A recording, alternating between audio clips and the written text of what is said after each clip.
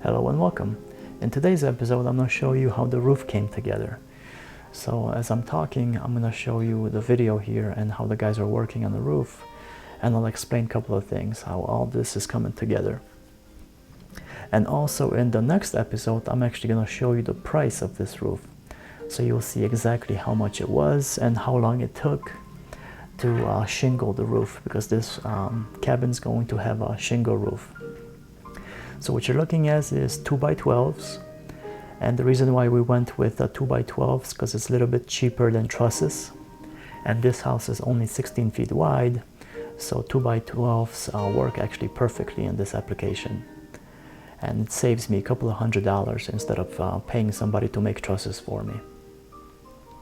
So the 2x12s are framed 24 inches on center, which is standard construction practice for a house. The walls are usually 16 inches on center, and the roof system is 24 inches on center. This is one of my favorite shots. I don't know why. I just like the ridge beam, how it looks. And that hole that you see here next to the beam, that allows your house to vent, to breathe. So in a couple next episodes, you'll see, I'll tell you details how I make my homes breathe and how that situation works. But that hole is going to be on both sides, and then once the roof gets put on, a ridge vent is put over on top of that, and that's how your house breathes. So it has a chance to any kind of moisture, condensation, any kind of stuff, it just gets a chance to get out. And so it's just like we human beings like to breathe, I like my homes to breathe as well. So this is how this all comes together. They're putting the sheathing down on the roof. This is just regular OSB, nothing fancy. Those nailing guns that they have, they're a little bit different. If you notice, they're running on battery and cartridges. And as you can see, the guy has, sometimes they can be finicky, but the benefit of having those is you don't have the air hoses behind you. But like everything has its plus and minuses. So this is no different. See, here you can see the guys measuring to make a couple of cuts, and now they're snapping the line to make a straight cut. It's kind of hard to see from up there, but you can kind of see they snap the line to make a cut. This just allows you to make straight cuts. And here he's gonna make one of those cuts. His hand is not 100%, he hurt his hand, but still comes to work and shows up. These guys just absolutely awesome. Like I talked in the other episode, half of them are ex-military, and they're just tough, truly tough guys, and they are very, very good at what they do. And if you notice on the truck, if I pan here in a second, they don't generate a lot of waste either, so everything is pretty precise and there's not much waste. But I just love this stuff, how it all comes together. And see here, I mean, this is definitely a job. It's this piece is easy, but the 4x8 sheets are no joke to get it up on the roof. And as you can probably tell here, it's definitely warm up here. So it's you don't have protection because you're not in the shade, and it definitely gets hot up here because it's bright. So one thing, it messes with your eyes a little bit, and it's definitely warm. So you can definitely get sunburned when you're up here. But that's just part of the game, I guess. And these guys have been doing this for a very long time. So here's the other side, how they're putting everything together. The guy with the little sombrero looking hat, that's the main guy. He has got like 40 years of experience. So he probably knows, he probably forgot more than I know. The man is very, very knowledgeable. And here's how that looks from the bottom. You can see kind of everything come together from a different angle. The gables still have to be obviously framed in, as you can tell. And maybe in the next cabin, I'm thinking of those gables right there. You see the triangles? I'm thinking of putting windows in there. So we'll see how that works out. I just have to price those windows because I actually never use them. So I don't know how expensive they are, if it's actually worth doing. And see, that's the 4x8 sheet I was talking about. So it's not exactly easy to do this kind of stuff, even though it's a small house. But as probably many of you guys seen, there's a lot more crazier roofs out there than this. This roof, for any kind of a person that does roofing or framing for a living, is probably a piece of cake to you, because it's very walkable since it's only a 5/12 pitch, and it's just very easy to work on. And that's what I was saying in the previous episodes, is if you keep things simple, it's just going to cost you a lot less. So the simpler the roof line, or the simpler your design, if you keep a house strictly to like a rectangle or a square, actually a square would be probably the cheapest to build, because anytime you do any kind of a bump out, or you get complicated with design and there's more corners, it's just going to take more time, more materials, and more labor to do, so it's going to be more expensive. So keep that in mind if you ever want to undertake a project like this, to try to keep it as simple as you can, so it's easy on your pocketbook. That's what I was saying in the previous episodes. So if you keep things simple, you can save yourself a lot of money. If you try to get cute and complicated and all that good stuff, it just costs more. So if you're okay with a simple design, just a nice humble home, nothing crazy, you can actually save a nice chunk of change by doing it that way. So here's the final piece, and look at that. So we got the roof is all framed up.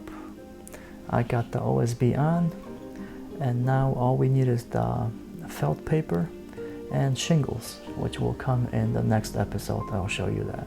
And once again, I'm going to show you the price of how much that is.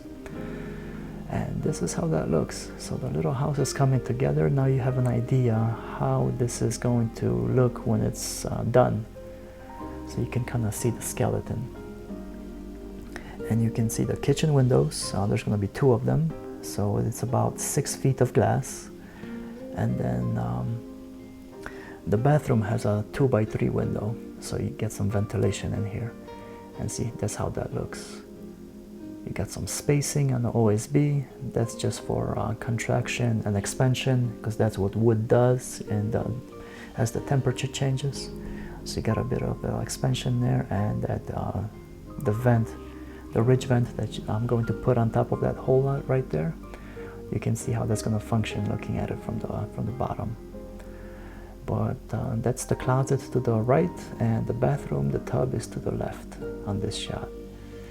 So this is, when I see stuff like this is actually one of my favorite things to look at, because it's literally like a skeleton of the house, and you know your house inside out of how everything looks.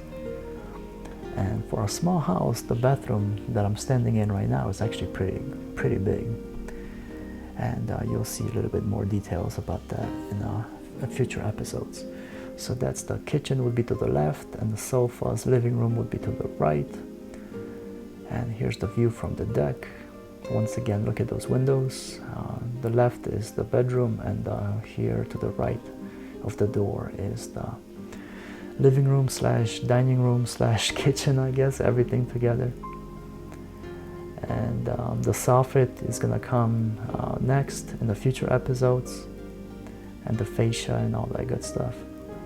But that's how that looks. So this is the kitchen. It's gonna be a small L-shaped kitchen, but it's going to have all full-size appliances. So no gimmicks and no little stuff, because all those little appliances actually cost more than the regular ones. And that corner to the right is where the TV can sit. So I think it's turning out great. For a little house, it's very livable. So it's not very gimmicky. The bedroom is all on a single floor, so you don't have to worry about climbing loft to a loft, ladders or stairs or anything. So that's how this thing looks. And then the bottom here, the block, I'm probably gonna stucco. I still haven't decided what I'm gonna do with it yet, but it's probably going to have stucco on it, so you don't see all the joints and everything for the blocks. So I like this little house. So far it's turning out great. I have absolutely no complaints. It's just like I designed it. It looks good, and I love it. That's the crawl space. It's kind of hard to see the entrance to the crawl space. It's right under the deck. Once you put some lattice on that deck, You can camouflage it so you can't really see the crawl space entrance. And see, that's what I was talking about with the ridge vent when it gets put on top of that. I love this shot. I don't know why, but one of my favorite shots here. I guess I just like straight lines like this. And that's the other side going the other way. So this is how your house breathes. So just keep that in mind if you're gonna build anything. Just allow your house to breathe. So any kind of condensation, anything has a chance to dry out. Oh, there you go. One more sexy shot. Love it. Absolutely love it.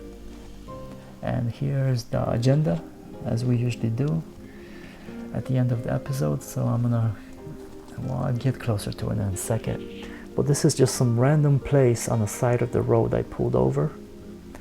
And I don't know, this whole county where I live, this is what you see.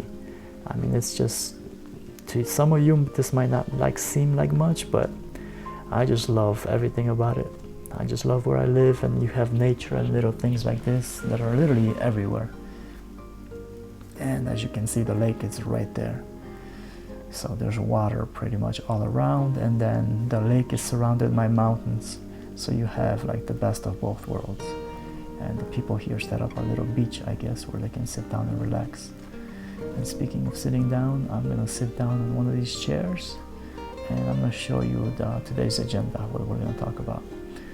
So you can pause the video if you want to read it, but it's gonna be a 512 pitch, so it's easy to walk on, as I talked about. The rafters were 2x12s, and the reason why I did that is so I can put R38 insulation in there, because anything less than a 2x12, like 2x10, 2x8, of like some of those shed homes that you see, they might be 2x4 or 2x6 rafters, and you can't really fit much insulation on there, so your home is not going to be very efficient. So that's the reason why I put 2x12s in there. And then 24 inches on center, which is the standard construction for the roof. And as I talked about earlier, I'm going to show you the price of the roof, of the shingles and the roofer, how much it was in the next episode. And this is what this channel is about. So I just want to show you all these expenses as we move forward, all the major expenses, so you know what you're getting into if you're trying to build a house. But what else we got? 16x28 cabin, 448 square feet on half an acre. This is going to have city water and a septic tank for sewage.